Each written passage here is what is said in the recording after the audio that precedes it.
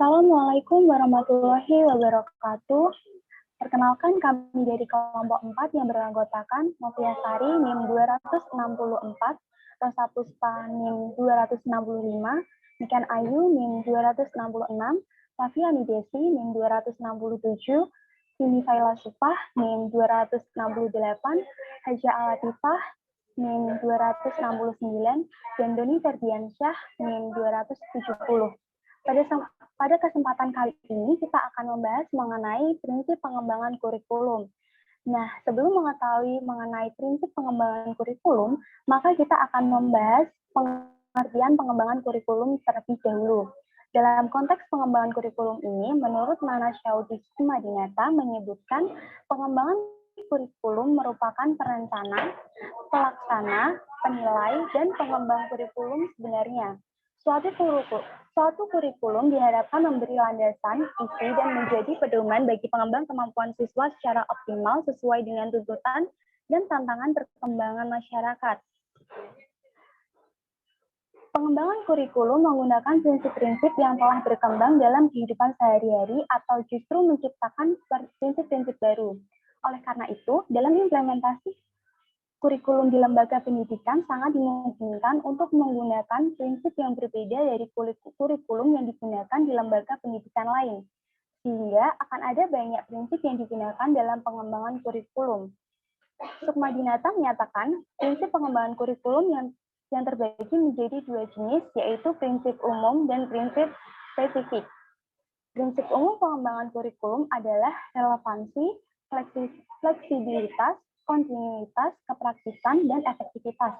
Prinsip-prinsip ini adalah lanskap yang kuat untuk mewujudkan kurikulum yang sesuai dengan kebutuhan siswa, guru, dan masyarakat.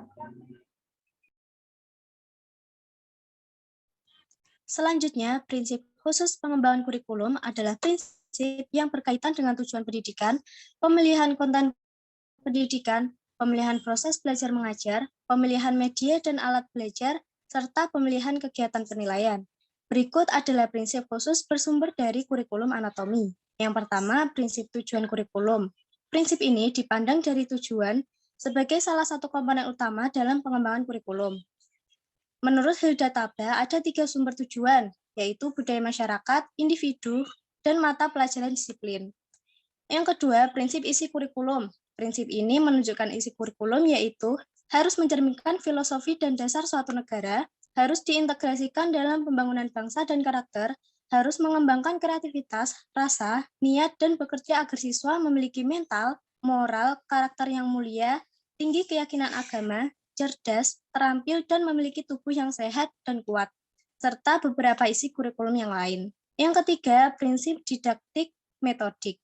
Prinsip ini meliputi semua pengetahuan dan kegiatan yang diajarkan harus fungsional dan praktis. Pengetahuan dan kegiatan harus diselaraskan dengan tingkat pemahaman dan perkembangan siswa. Guru harus membangun dan menumbuhkan minat, perhatian, dan kemampuan siswa, dan beberapa hal yang lain. Yang keempat, prinsip yang berkenaan dengan media dan sumber belajar. Prinsip ini menunjukkan kompatibilitas media dan sumber belajar dengan standar kompetensi dasar dan kompetensi materi pelajaran, karakteristik media pembelajaran, tingkat perkembangan siswa, tingkat kemampuan guru, dan praktis ekonomi. Dan yang kelima, prinsip evaluasi. Prinsip-prinsip ini meliputi prinsip pendidikan, prinsip keseluruhan, prinsip kesinambungan, prinsip objektivitas, prinsip kerjasama, prinsip praktis, dan prinsip akuntabilitas. Prinsip pengembangan kurikulum menurut Hernawandi Sudrajat yang pertama, yaitu prinsip relevansi. Prinsip ini merupakan prinsip dasar yang paling dasar dalam sebuah kurikulum.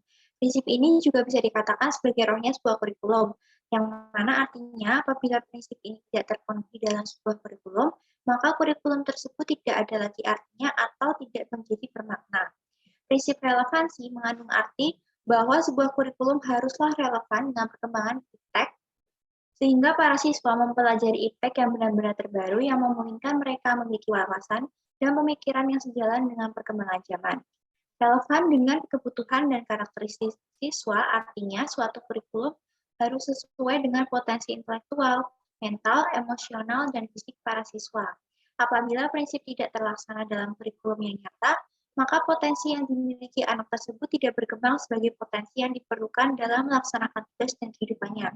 Yang terakhir, relevan dengan kebutuhan karakteristik masyarakat, yang artinya kurikulum haruslah membekali para siswa dengan sejumlah keterampilan pengetahuan dan sikap yang sesuai dengan kondisi masyarakatnya.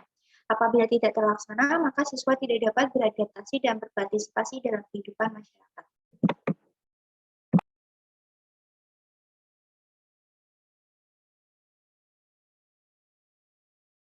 Putus-putus nggak tadi? Lancar Jaya Ras.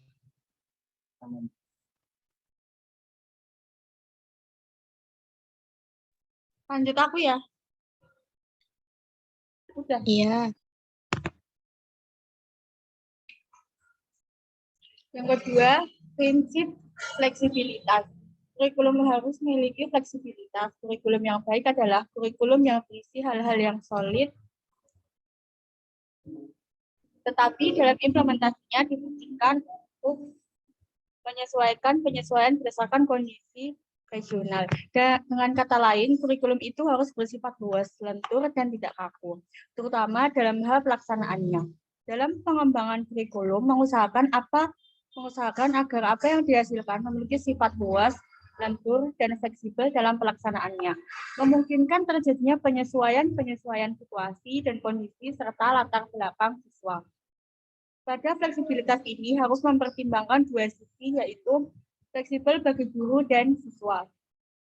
Fleksibel bagi guru yang dimaksud adalah kurikulum harus memberikan ruang gerak bagi guru untuk mengembangkan program pengajarannya sesuai dengan kondisi yang ada. Yang kedua, fleksibel bagi siswa. Yang dimaksud adalah kurikulum harus menyediakan berbagai kemungkinan program pilihan sesuai dengan bakat dan minat siswa.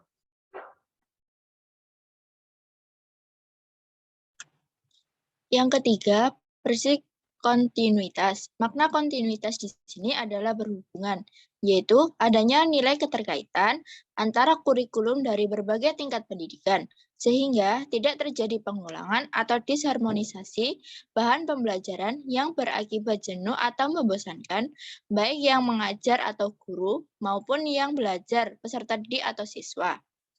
Selain berhubungan dengan tingkat pendidikan, kurikulum juga diharuskan berhubungan dengan berbagai bidang agar antara satu studi dapat melengkapi studi lainnya. Prinsip kontinuitas dimaksud bahwa perlu adanya kesinambungan, khususnya kesinambungan bahan atau materi kurikulum pada jenis dan jenjang program pendidikan. Bahan atau materi kurikulum perlu dikembangkan secara berkesinambungan, mulai dari jenjang SD, SMP, SMA atau SMK, sampai ke perguruan tinggi. Materi kurikulum harus memiliki hubungan hierarkis fungsional. Untuk itu, dalam mengembangkan materi kurikulum harus diperhatikan minimal dua aspek kesinambungan, yaitu yang pertama, materi kurikulum yang diperlukan pada sekolah atau tingkat yang ada di atasnya harus sudah diberikan pada sekolah atau tingkat yang berada di bawahnya. Dan yang kedua, materi yang sudah diajarkan atau diberikan pada siswa atau tingkat yang ada di bawahnya tidak perlu lagi diberikan pada sekolah tingkat yang ada di atasnya.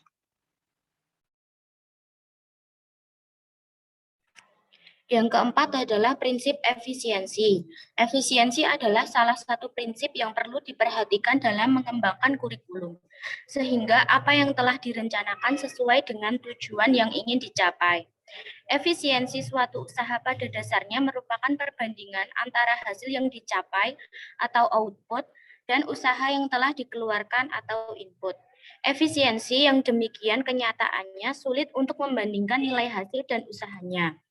Namun, dalam pengembangan kurikulum ini perlu diperhatikan baik dalam segi waktu, tenaga, peralatan, yang tentunya akan menghasilkan efisiensi dari segi biaya.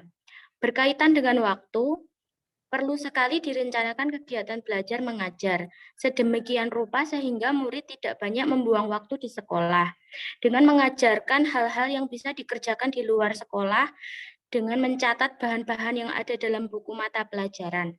Sehubungan dengan efisiensi, penggunaan tenaga dan peralatan perlu ditetapkan jumlah minimal murid yang harus dipenuhi oleh suatu sekolah dan cara menentukan jumlah guru yang dibutuhkan. Untuk kelima yaitu prinsip efektivitas. Dalam efektivitas ini itu dimaksudkan sebagai sejauh mana rencana program pembelajaran dicapai atau diimplementasikan. Kemudian dalam prinsip efektivitas ini ada dua aspek yang perlu diperhatikan, yaitu efektivitas mengajar guru dan efektivitas belajar siswa. Dalam aspek mengajar guru, jika masih kurang efektif dalam mengajar bahan ajar atau program pembelajaran, maka itu menjadi bahan dalam mengembangkan kurikulum di masa ke depannya, yaitu dengan mengadakan pelatihan, workshop, dan lain-lain. Sedangkan pada aspek efektivitas belajar siswa, perlu dikembangkan kurikulum yang terkait apa yang sudah direncanakan, sehingga dapat tercapai dengan metode yang relevan dengan materi dan atau materi pembelajaran yang akan diajarkan. Oke, kurang lebih demikian mengenai prinsip-prinsip pengembangan kurikulum dari kelompok kami. Adapun kurang lebih atau salah kata mohon dimaafkan. Wabillahi taufiq wal hidayah. Wassalamualaikum warahmatullahi wabarakatuh.